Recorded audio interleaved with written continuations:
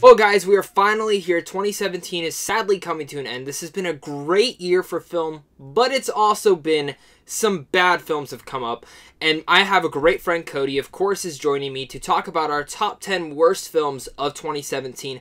But also, guys, make sure to go check back tomorrow because top 10 best films will be over on his channel, and you guys don't want to miss that. But Cody, first off, why don't you introduce yourself before we get into our list? Hey everybody, I'm back. Yep, back here on Zach Pope's channel. And Zach, thank you once again for having me. Guys, you know you can find me on YouTube. You know you can find me at Twitter at _Cody_Curtis. But this year, Zach and I were talking about this earlier. The interesting thing about the year of 2017 is this year's been very memorable in terms of film for the past couple of years. Because the films that we've gotten that are good have been extremely memorable, have been very good. But the films that have been the worst, which is what we're talking about here today, they have been some of the worst movies to come out of theaters within the past couple of years. So Zach, how about we start talking about those? Yeah, let's start talking about them. I'm going to throw my honorable mentions out before you give yours. And my honorable mentions, well, they're more dishonorable, let's be honest. But most of these films were just disappointing, except one of them. One of them is Resident Evil, the final chapter. It gave me a headache in the theater. I couldn't even bear to watch it. But these other two films were more of just disappointments. And that's The Mummy and The Dark Tower. Both films that should have been amazing. The Dark Tower has a great mythology from the books, and The Mummy has another great mythology that you could have built upon, but instead they wanted to focus on other world-building types of things in the action instead of the horror. So, there's that. Yeah, when it comes to The Mummy, I couldn't quite get it into my honorable mentions, but I know exactly what you're talking about, Zach. Everything about The Mummy was just, it was very disappointing. We had the possibility for going on and creating something truly magnificent, but it does generally what most studios are trying to do these days because of Marvel, and that's create some kind of a cinematic universe. And it's just very, very disappointing. Now, as far as what I've got on my honorable mentions, I had The Nut Job 2, The Great Wall, Things, and Murder on the Orient Express. Now, I could talk about all of those, but I really want to talk about Murder on the Orient Express because that film, it was more of a big disappointment to me than anything else because we have a great director in Kenneth Branagh. We had an all-star cast with everybody inside it, and although it did provide a couple of good performances, the movie as a whole was just disappointing, and it was just pretty bland, even though the whole movie looks gorgeous. I agree with you on that, Cody. I think you guys should know. Maybe it'll show up on my list, maybe it won't. But Cody, I want everyone to know, before we start this, how we're going to be doing this format. I'm going to say my 10 through 6, Cody's going to say his 10 through 6, then we're going to say mine 5 through 2, he's going to say his 5 through 2, and then we're both going to say our number 1. So, I'm going to start off with my 10 through 6. Let's get started. Coming at number 10 is going to be Daddy's Home 2. Now this... you have Mel Gibson, John Lithgow, two of the best actors. I know people have problems with Mel Gibson, but come on. You had this good concept, and the movie was just poorly done. It was not funny. And by the last 10 minutes, I said, you know what? They're starting to sing. I'm out. I'm gone. Not even going to try and watch it. But coming at number 9 is going to be Murder on the Orient Express. Yes, it is showing up on my list. Murder on the Orient Express was not just a disappointing film.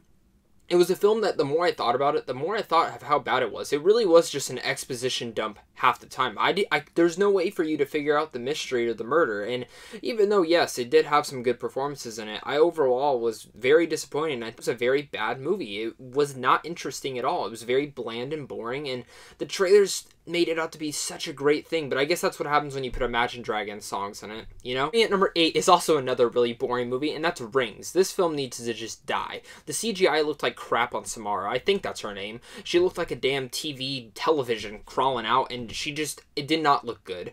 The only good saving grace for this film is Vincent D'Onofrio when he shows up, but then it just turns into a don't breathe sequence, and it just... No, don't do that. It's lazy, it's poorly written, it's boring, I never got scared. I remember I went out with someone to see this film, and I watched them the whole time. They were like, that movie was stupid, and I was like, thank you. It was stupid. Coming at number 7 is going to be Chips, another stupid, horrible comedy that I never laughed in. It was horrible, and Michael Pena should have never been in this film, because Michael Pena is a very funny guy. And really, just Chips, can I say anything else about this? Does anyone even remember this film? Because I almost didn't.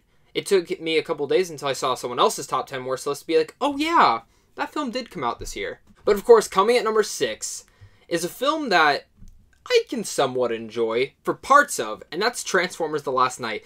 This film is horrible. It is horrible. The aspect ratio going in and out, the story just being so convoluted and so stupid. Some of the scenes in here, I mean, Megatron is literally debating with lawyers on how to get his terrorist friends out of jail. Why did this need to be in the movie? Why did Megatron even need to be in the movie? There's not a single reason for him to be in it, just to have him in it. The film, yes, it boasts some good action scenes. Yes, we get some sexualized Mark Wahlberg in here, and we get a really over stupid romance that doesn't even need to be in here.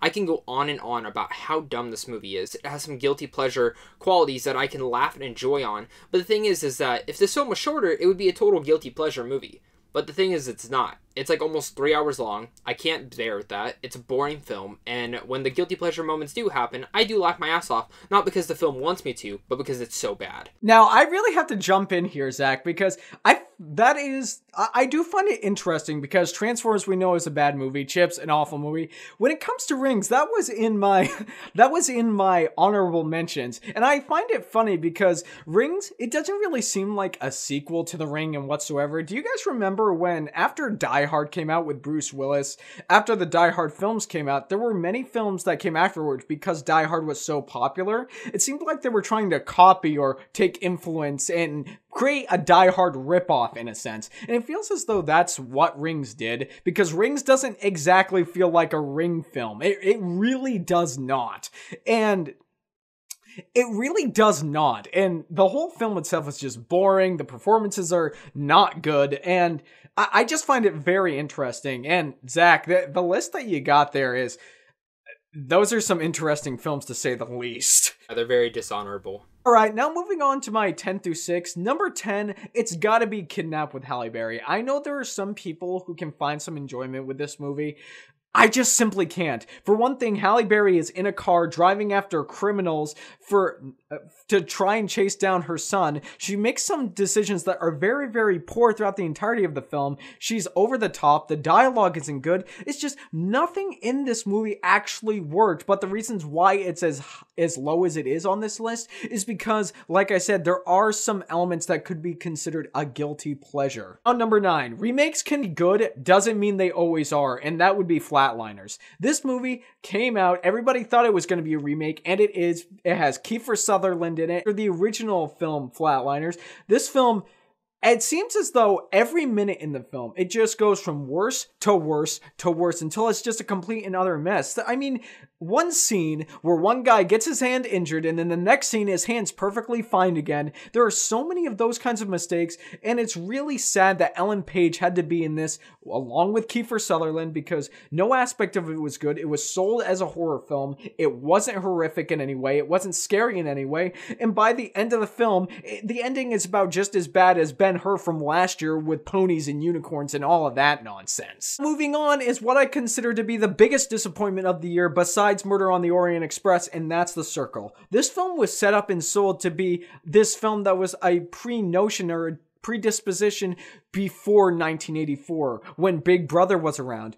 But everything in this movie didn't work. Concept is cool to say the least, but we have Tom Hanks, we have Emma Watson. Tom Hanks, we have Emma Watson, we have John Boyega, all of them in there. You know, I can say they give somewhat decent performances in here, Tom Hanks being the best, but everything was just drugged down and so slow because throughout the entire plot, you're just waiting for something to happen, and it never does. Next up, gotta be Baywatch. Look, guys, Baywatch, it seems like a cool concept, and this can be considered a guilty pleasure movie. I mean, who doesn't love The Rock? Who doesn't love Zac Efron? They're both great. But in this movie, they flop. This whole movie flops. None of the humor in this movie landed.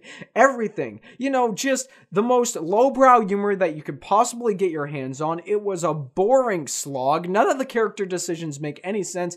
And honestly, I wanted to check out and leave the movie theater so I could miss the traffic. Guys, if you haven't seen Baywatch, that's a good thing. You shouldn't see this movie. And now, for my next film, my number 6 is Suburbicon. Look, we all love George Clooney. At a certain point, we all love the Coen Brothers movies.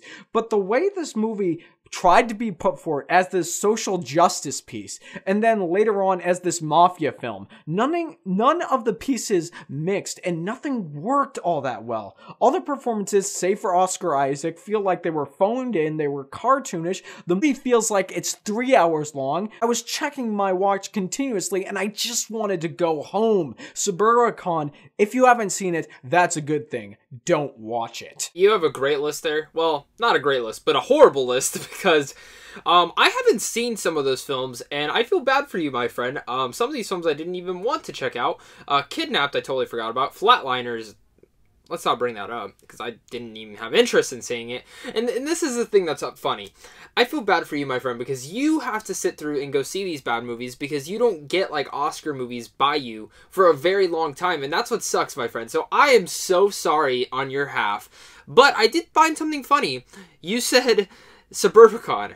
That is another disappointment for this year. That film should have been brilliant. And we're going to go through my 5 through 2 now. And my number 5 is Death Note. Death Note, yes, that Netflix movie. Now, here's my thing. I know some of you guys might have enjoyed parts of it. I didn't, because the more I sat on it, the only good part about it was Willem Dafoe as Riku. Besides that, the film's horrible. It's a mess. It literally is not the anime. And I'm a big fan of the anime. I just rewatched it a couple weeks ago. It is such a disappointment of what Netflix did with this. The show should have just been a live-action retelling in a show format, not a movie format. They rushed a ton of character development, and it was just overall a disappointment. I mean, number 4 is a film that you've already talked about, my friend, and that is Baywatch. Yes, this film is a flop. And I don't mean about the part that Zac Efron plays with a floppy penis. This movie is just a flop overall. And that's sad to say, because this film could have been 21 Jump Street. It could have been the next 21 Jump Street, but the direction they took it was just so crude and rude, and I think I maybe laughed once. I laughed like once, and that's my thing, is that like I had more fun watching Transformers the last night than Baywatch. That's saying something. This film, not even The Rock could save, not these awesome girls in here, not Zac Efron, not anyone. This film could not be saved. It was just overall a mess. The script was muddled with dumb jokes that didn't make you laugh, and it just felt like the Family Guy episode for 2 hours long, and I couldn't deal with it. I love Family Guy, but Family Guy at least has better story development than Baywatch. Coming at number 3 has a worse story than any porn movie I've ever watched, and that's 50 Shades Darker. This film is horrible. Can I say any more? This film is funny, though. It's an unintentional comedy, which makes me sad because the main actor and actress in here are actually really decent actor and actresses, and the director who did Glengarry Ross is a really good director, too. Why are you guys settling down for this film?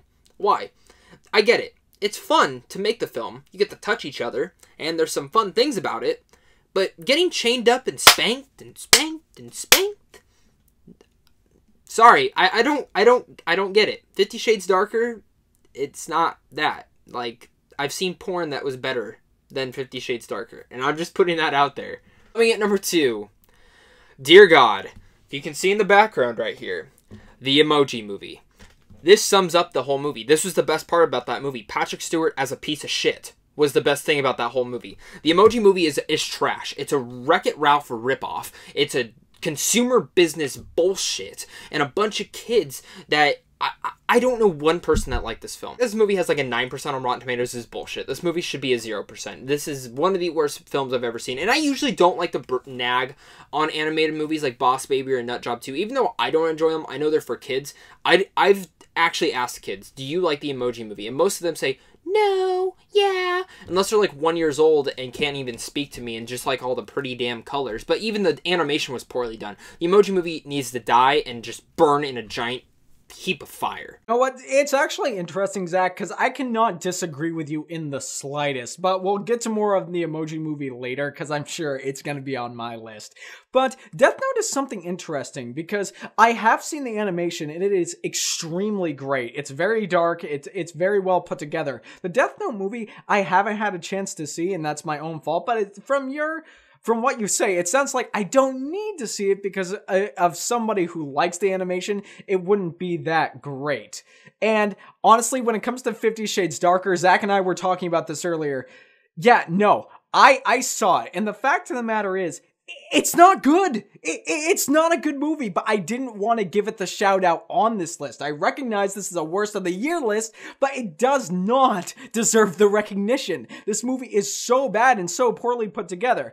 But having said that, Let's move on to my 5 through 2. On my number 5 is the Independence Day resurgence of this year, and that is Geostorm. This movie put me so over the top. This movie, the last 10 minutes of this movie, I'm not afraid to tell you this, I got up out of my seat and left because throughout the entirety of the boredom, the poor acting, the poor story construction, the Independence Day resurgence level of plot and editing and all the horrific stuff in this movie, I was like, there's nothing in the last 10 minutes of this garbage heap that is gonna make me want to stick around to watch it. The only thing that is good about it that I can say, oh wow, Gerard Butler's amazing beard, but hey, that was already true across every movie's in. No, Geostorm is a piece of garbage. Number 4 is the most recent movie I have seen, and that would be Pitch Perfect 3. Look, people are praising this movie. People like this movie. When I watched this movie, it hit me in the wrong way, because everything I saw in Pitch Perfect 3 was the most misogynistic view of women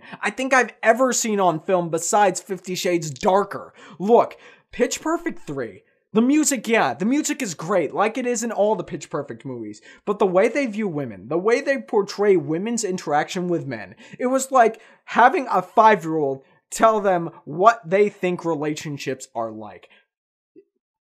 I can't talk about this movie anymore, so let's just move on. 3. Transformers: The Last Knight. Zach, I know this is already on your list, but like you said, this movie is not good. And I realize that, Zach, you were able to get some laughs with it. I'm glad that you were able to. I just wasn't. Every little aspect about this movie annoyed me. It made me feel like Michael Bay heard all the complaints from everybody about the previous Transformers movie, doubled them down, rolled the dice, multiplied it by 6, and shoved them into this last movie as just a big middle finger to every one of the fans of these movies. The aspect ratio is all over the place. The editing is choppy, so you can't see anything that's going on. The dialogue, the acting, and everything is ridiculous. Michael Bay couldn't sexualize women because we're in a progressive society, so he decides to have Mark Wahlberg flash his abs. Whip-de-frickin-do. That's exactly what we need, right? Transformers: The Last Knight is one of my least favorite movies of all time. I hate this movie. I absolutely hate it. But you know what? There's a movie I hate a little bit more moving into my number 2. And Zach, how about you flash that poop emoji again?